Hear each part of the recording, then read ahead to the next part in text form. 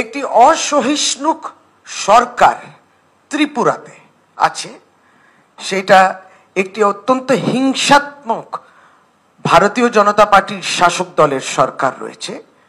পুলিশের উপস্থিতিতে তৃণমূল কংগ্রেসের ত্রিপুরার বনমালীপুর, ত্রিপুরার রাজধানী আগরতলাতে বনমালীপুরেতে আমাদের তৃণমূল কংগ্রেসের অফিসের উপরে আক্রমণ এবং পুলিশের উপস্থিতি, স্টেট স্পন্সার্ড পলিটিক্যাল টেরোরিজম, এই ভিডিওটা তার প্রমাণ।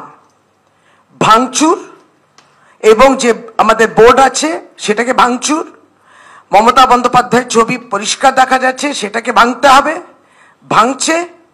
আক্রমণ কারা করছেন সেটা নিশ্চয়ই আরো বিস্তারিত বলবো, কিন্তু উপস্থিত আছেন অনেক পুলিশ যারা একেবারে মিউট স্পেকটেটার্স, দাঁড়িয়ে দেখছেন, হ্যাঁ হোক, আরেকটু হোক, তারপর আমরা দেখব ব্যবস্থা। এইটা হচ্ছে সেই বনমালীপুর যেখানে কিন্তু ওই রাজ্যের একজন বিগ ফ্লপ চিফ মিনিস্টার ছিলেন, তার নির্বাচন কেন্দ্র, বিপ্লব দেবের নির্বাচন কেন্দ্র, যাকে এখন পুরস্কার দেওয়া হয়েছে, বাংলায় নাকি বিজেপির সমস্ত কর্মকাণ্ড তিনি দেখবেন।